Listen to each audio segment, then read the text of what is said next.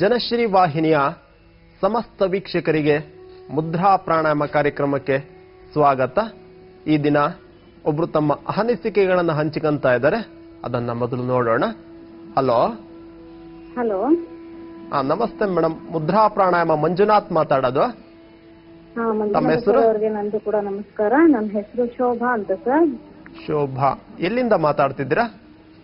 ನಾನು ಬ್ಯಾಂಗ್ಳೂರಿಂದ ಮಾತಾಡ್ತಾ ಇದ್ದೀನಿ ಸರ್. ಬ್ಯಾಂಗ್ಳೂರು. ಹೇಳಿ ಮೇಡಮ್, ತಮ್ಮ ಪರಿಚಯ.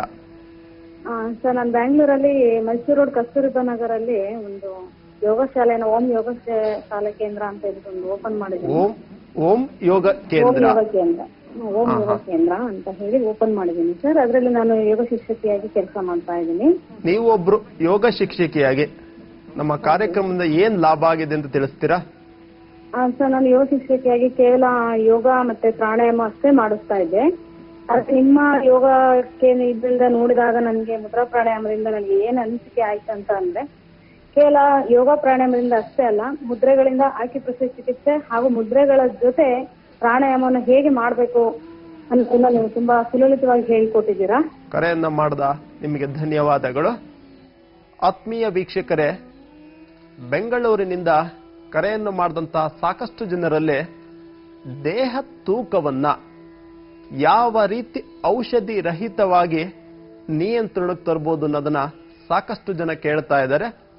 ಆತ್ಮೀಯ ವೀಕ್ಷಕರೇ, ಬೆಂಗಳೂರು ನಗರದಲ್ಲಿ ಸಮಯಕ್ಕೆ ಸರಿಯಾಗಿ ಆಹಾರವನ್ನು ಸೇವನೆ ಮಾಡದೆ ಕಷ್ಟ ಆಗುತ್ತೆ. ಆದಷ್ಟು ವಾರದಲ್ಲಿ 4 ರಿಂದ 5 ದಿನ ಸಮಯಕ್ಕೆ ಸರಿಯಾಗಿ ಆಹಾರವನ್ನ ಸೇವನೆ ಮಾಡಬೇಕು. ಜೊತೆಯಲ್ಲಿ ಈ ದಿನ ತೋರಿಸ್ತಾ ಇರತಕ್ಕಂತಹ ಕ್ರಮಗಳಲ್ಲಿ ಅಭ್ಯಾಸವನ್ನ ಮಾಡಿದ್ರೆ ನಿಮ್ಮ ದೇಹ ತೂಕ ತಿಂಗಳಲ್ಲಿ 3 ರಿಂದ 5 ಕೆಜಿಯಷ್ಟು ಕಮ್ಮಿ ಆಗುತ್ತೆ. ಅದನ್ನ ಇವತ್ತು ನೋಡೋಣ.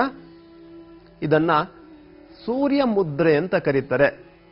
ಸೂರ್ಯ ಮುದ್ರೆಯಲ್ಲಿ ಭಸ್ತ್ರಿಕಾ ಪ್ರಾಣಾಯಾಮವನ್ನ ಯಾವ ರೀತಿ ಮಾಡೋದು ಅನ್ನೋದನ್ನ ಇಲ್ಲಿ ಗಮನಿಸಿ. ಒಂದು ಕೈಯಲ್ಲಿ ಸೂರ್ಯ ಮುದ್ರೆ, ಇನ್ನೊಂದು ಕೈ ಸಹ ಸೂರ್ಯ ಮುದ್ರೆಯಲ್ಲಿ ಈ ರೀತಿ ಉಸಿರನ್ನ ನಿಧಾನವಾಗಿ ತಾಣಬೇಕು. ಹಾಗೆ ಉಸಿರನ್ನ ಹೊರಕಾಗ್ತಾ ಕೈಯನ್ನ ನಿಧಾನವಾಗಿ ಕೆಳಗೆ ತರಬೇಕು. ದೇಹದಲ್ಲಿರ್ತಕ್ಕಂತಹ ಕೊಲೆಸ್ಟ್ರಾಲ್ ಅನ್ನ ಕಮ್ಮಿ ಮಾಡುತ್ತೆ, ಅನಾವಶ್ಯಕ ಕೊಬ್ಬನ್ನ ಕರಗಿಸ್ತಾ ಬರುತ್ತೆ. ದೇಹದಲ್ಲಿರ್ತಕ್ಕಂತಹ ಸ್ಪ್ಲೀನ್, ಆ ಸ್ಪ್ಲೀನ್ ಅಂತ ಏನ್ ಕರೀತಾರೋ ಆ ಅಂಗ ಚೆನ್ನಾಗಿ ಕಾರ್ಯವನ್ನ ನಿರ್ವಹಿಸುತ್ತೆ. ದೇಹದಲ್ಲಿರ್ತಕ್ಕಂತಹ ಅನಗತ್ಯ ತ್ಯಾಜ್ಯ ವಸ್ತುಗಳನ್ನ ಆಚೆ ಹಾಕೋದಕ್ಕೆ ಸಹಕಾರವನ್ನ ನೀಡುತ್ತೆ. ಬ್ಯಾಡ್ ಕೊಲೆಸ್ಟ್ರಾಲ್, ಗುಡ್ ಕೊಲೆಸ್ಟ್ರಾಲ್ ಅಥವಾ ಟ್ರೈಗ್ಲಿಸರೈಡ್ ಅಂತ ಕರೀತಾರೆ, ಆ ಕೊಲೆಸ್ಟ್ರಾಲ್ಗಳು ನಿಯಂತ್ರಣಕ್ಕೆ ಬರುತ್ತೆ. ಈ ರೀತಿ ಕೈಗಳನ್ನ ಬದಲಾಯಿಸಿ ಎರಡೂ ಕೈಗಳಿಂದ 10 ರಿಂದ 15 ಬಾರಿ ಈ ರೀತಿ ಸೂರ್ಯ ಮುದ್ರೆಯಲ್ಲಿ ಭಸ್ತ್ರಿಕಾ ಪ್ರಾಣಾಯಾಮವನ್ನ ಅಭ್ಯಾಸ ಮಾಡೋದ್ರಿಂದ ನಿಮ್ಮ ದೇಹ ತೂಕ ನಿಯಂತ್ರಣಕ್ಕೆ ಬರುತ್ತೆ. ಮತ್ತೆ ಗಮನಿಸಿ, ಎರಡೂ ಕೈಗಳಲ್ಲಿ ಭಸ್ತ್ರಿಕಾ ಪ್ರಾಣಾಯಾಮ ಇಲ್ಲಿ ಗಮನಿಸಿ. ಸೂರ್ಯ ಮುದ್ರೆಯಲ್ಲಿ ಭಸ್ತ್ರಿಕಾ ಪ್ರಾಣಾಯಾಮ ಶ್ವಾಸಕೋಶ ಹೆಚ್ಚು ಸಕ್ರಿಯವಾಗುತ್ತೆ. ಹೃದಯ ಮತ್ತು ಶ್ವಾಸಕೋಶಗಳು ಬಲಿಷ್ಠವಾಗ್ತಾ ಬರುತ್ತೆ. ದೇಹದ ನರನಾಡಿಗಳಲ್ಲಿ ರಕ್ತ ಸಂಚಾರಣೆ ಚೆನ್ನಾಗಿ ಆಗುತ್ತೆ. ಮತ್ತೆ ಬೆವರಿನ ಗ್ರಂಥಿಗಳು ಓಪನ್ ಆಗ್ತಾ ಬರುತ್ತೆ. ಚರ್ಮ ರೋಗಗಳು ನಿಯಂತ್ರಣಕ್ಕೆ ಬರುತ್ತೆ. ಈ ರೀತಿ 15 ರಿಂದ 30 ಬಾರಿ, ಕನಿಷ್ಠ 15 ಬಾರಿ ಅಭ್ಯಾಸ ಮಾಡೋದ್ರಿಂದ ನಿಮ್ಮ ತೋಳಿನ ಭಾಗದ ಕೊಬ್ಬು, ನಿಮ್ಮ ಸೊಂಟ ಅಥವಾ ಕಿಬ್ಬೊಟ್ಟೆಯ ಭಾಗದ ಕೊಬ್ಬು, ಭುಜದ ಭಾಗದ ಕೊಬ್ಬು ಕರಗ್ತಾ ಬರುತ್ತೆ. ಹಾಗೆ ಗಮನಿಸಿ. ನಂತರ ವಿಶ್ರಾಂತಿಯನ್ನು ಕೊಟ್ಟು ಸಹಜ ದೀರ್ಘ ಉಸಿರಾಟವನ್ನ ಮಾಡಬೇಕು. ನಂತರ ಇಲ್ಲಿ ಗಮನಿಸಿ, ಲಿಂಗ ಮುದ್ರೆ. ಒಂದು ಕೈಯನ್ನ ಹೆಬ್ಬೆಟ್ಟನ್ನ ಈ ರೀತಿ ಎಷ್ಟು ಸಾಧ್ಯವಷ್ಟು ನೇರ ಮಾಡಬೇಕು. ಇನ್ನೊಂದು ಕೈಯನ್ನ ಈ ರೀತಿ ನೇರವಾಗಿ ನಿಲ್ಲಿಸಬೇಕು. ಇದನ್ನ ಲಿಂಗ ಮುದ್ರೆ ಅಂತ ಕರೀತಾರೆ. ಈ ರೀತಿ ಲಿಂಗ ಮುದ್ರೆಯ ಜೊತೆಯಲ್ಲಿ ನಾಭಿಚಕ್ರ ಪ್ರಾಣಾಯಾಮವನ್ನ ಅಭ್ಯಾಸ ಮಾಡೋದ್ರಿಂದ ನಿಮ್ಮ ದೇಹ ತೂಕ ಕಮ್ಮಿ ಆಗ್ತಾ ಬರುತ್ತೆ. ಇಲ್ಲಿ ಗಮನಿಸಿ, ಲಿಂಗ ಮುದ್ರೆಯೊಂದಿಗೆ ನಾಭಿಚಕ್ರ ಪ್ರಾಣಾಯಾಮ. ಬೆನ್ನು ನೇರ ಇರಬೇಕು. ಕೆಲವರಿಗೆ ಹೊಟ್ಟೆಯ ಕೆಳಭಾಗದ ಕೊಬ್ಬು ಹೆಚ್ಚು ಇರುತ್ತೆ. ಇನ್ನು ಕೆಲವರಿಗೆ ಕಿಬ್ಬೊಟ್ಟೆಯ ಭಾಗದಲ್ಲಿ ಟೈರ್ ಸಿಕ್ತ ಹಾಗೆ ಹೆಚ್ಚು ಹೆಚ್ಚು ಕೊಬ್ಬು ಸಿಗ್ತಾ ಇರುತ್ತೆ. ಆ ಸೊಂಟದ ಸುತ್ತಳತೆ, ಹೊಟ್ಟೆಯ ಕೆಳಭಾಗದ ಕೊಬ್ಬನ್ನ ಈ ಲಿಂಗ ಮುದ್ರೆಯಲ್ಲಿ ನಾಭಿಚಕ್ರ ಪ್ರಾಣಾಯಾಮವನ್ನ ಅಭ್ಯಾಸ ಮಾಡೋದ್ರಿಂದ ಅದು ಕರಗ್ತಾ ಬರುತ್ತೆ. ಬೆನ್ನು ನೇರ ಇರಬೇಕು. 15ರಿಂದ 27 ಸ್ಟ್ರೋಕ್ ಅನ್ನ ಆರಂಭದಲ್ಲಿ ಅಭ್ಯಾಸ ಮಾಡಬೇಕು. ನಂತರ 54, ಅನಂತರ 108 ಸ್ಟ್ರೋಕ್ ವರೆಗೂ ಈ ರೀತಿ ಅಭ್ಯಾಸವನ್ನ ಮಾಡೋದ್ರಿಂದ ನಿಮ್ಮ ದೇಹ ತೂಕ ಔಷಧಿ ರಹಿತವಾಗಿ ನಿಯಂತ್ರಣಕ್ಕೆ ಬರುತ್ತೆ. ಹಾಗೆ ಇದಕ್ಕೆ ಸಂಬಂಧಪಟ್ಟಂತೆ ಒಂದು ಪ್ರಾರ್ಥನೆ ಬರುತ್ತೆ. ಮಾಂಭಯಾತ್ ಸರ್ವತೋ ರಕ್ಷ ಶ್ರೀಯಂ ವರ್ಧಯ ಸರ್ವದಾ ಸುಸ್ವಾಸ್ಥ್ಯಂ ದೇಹಿ ಮೇ ದೇವ ದೇವ ದೇವ ನಮೋಸ್ತುತೆ.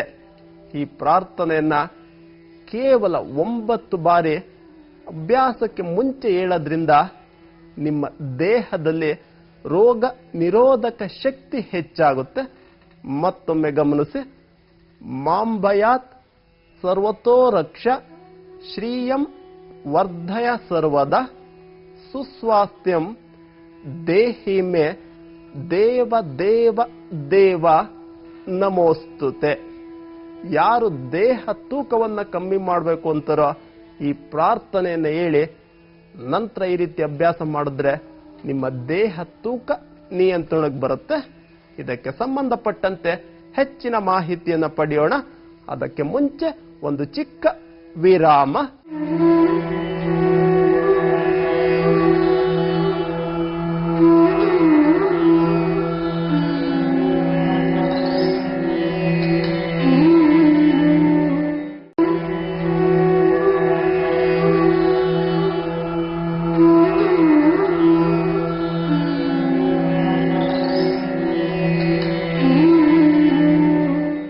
ವಿರಾಮದ ನಂತರ ಮುದ್ರಾ ಪ್ರಾಣಾಯಾಮ ಕಾರ್ಯಕ್ರಮಕ್ಕೆ ಮತ್ತೊಮ್ಮೆ ಸ್ವಾಗತ. ಈಗ ಒಂದು ಸರಳ ಆಸನವನ್ನು ನೋಡೋಣ. ಯಾವ ಆಸನವನ್ನು ಮಾಡೋದ್ರಿಂದ ನಿಮ್ಮ ಕಿಬ್ಬೊಟ್ಟೆಯ ಭಾಗದ ಕೊಬ್ಬು, ಹೊಟ್ಟೆಯ ಸುತ್ತಳತೆ ಕಮ್ಮಿ ಆಗುತ್ತೆ ಅನ್ನೋದನ್ನ ಇಲ್ಲಿ ಗಮನಿಸಿ. ಇದನ್ನ ಅರ್ಧಕಟಿ ಚಕ್ರಾಸನ ಅಂತ ಕರೀತಾರೆ. ಕಾಲುಗಳೆರಡು ಭುಜಕ್ಕೆ ಸಮಾನಾಂತರವಾಗಿರಬೇಕು. ನಿಮ್ಮ ಕಿಬ್ಬೊಟ್ಟೆಯ ಭಾಗವನ್ನ ಈ ರೀತಿ ನಿಧಾನವಾಗಿ ಬಾಗಿಸ್ಬೇಕು. ಒಂದು ಕೈ ಕಿಬ್ಬೊಟ್ಟೆಯ ಮೇಲಿರಬೇಕು.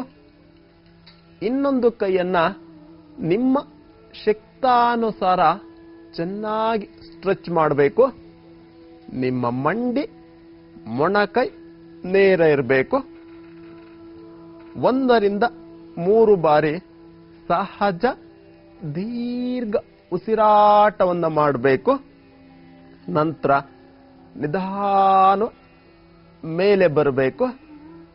ನಂತರ ಕೈಗಳನ್ನು ಬದಲಾಯಿಸಿ ಎರಡೂ ಭಾಗದಿಂದ ಈ ರೀತಿ ಅಭ್ಯಾಸವನ್ನ ಮಾಡೋದ್ರಿಂದ ನಿಮ್ಮ ಕಿಬ್ಬೊಟ್ಟೆಯ ಭಾಗದ ಕೊಬ್ಬು, ಹೊಟ್ಟೆಯ ಭಾಗದ ಕೊಬ್ಬು ಹಾಗೆ ಹೊಟ್ಟೆಯ ಸುತ್ತಳತೆ ಕಮ್ಮಿ ಆಗ್ತಾ ಬರುತ್ತೆ.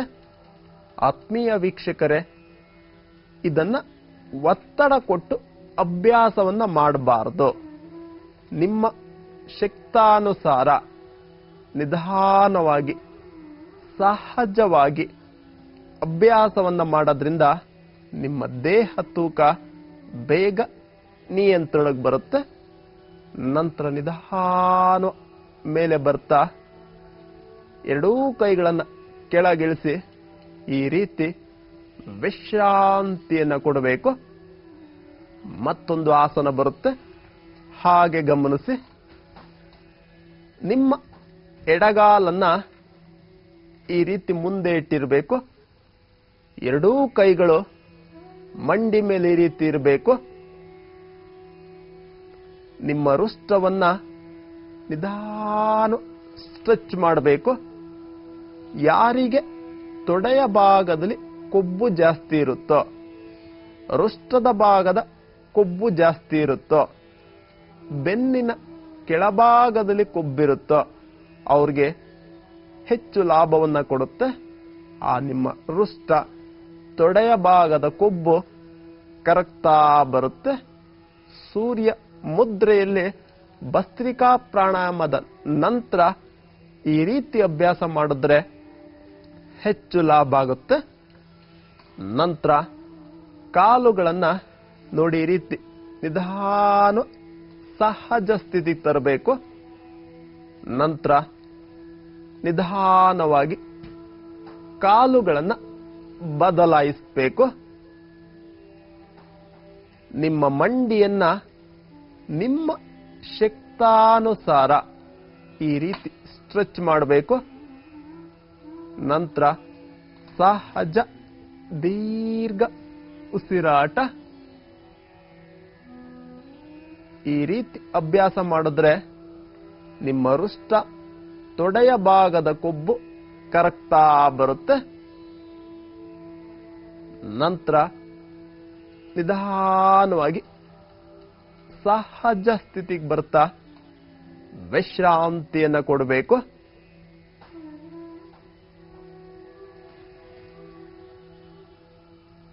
ಆತ್ಮೀಯ ವೀಕ್ಷಕರೇ, ಒಂದು ಮಾಹಿತಿ ನೆನಪಿರಲಿ. ಈ ನಿಮ್ಮ ಮುದ್ರಾ ಪ್ರಾಣಾಯಾಮ ಹಾಗೂ ಮುದ್ರಾ ಪ್ರಪಂಚ ಪುಸ್ತಕಗಳು ಎಲ್ಲೂ ದೊರೆಯಲ್ಲ. ಈ ಪುಸ್ತಕಗಳು ನಮ್ಮಲ್ಲಿ ಮಾತ್ರ ದೊರೆಯೋದ್ರಿಂದ ನೀವು ಹೊರಗಡೆ ಎಲ್ಲಿ ವಿಚಾರಿಸೋದು ದೊರೆಯಲ್ಲ. ಹಾಗಾಗಿ ಇದು ಬೇಕು ಅಂದ್ರೆ ನೀವು ನಮಗೆ ಒಂದು ಕರೆಯನ್ನ ಮಾಡಿದ್ರೆ ನಿಮಗೆ ಪೋಸ್ಟ್ ಮೂಲಕ ಇದನ್ನ ಕಳಿಸ್ಕೊಡ್ತೀವಿ.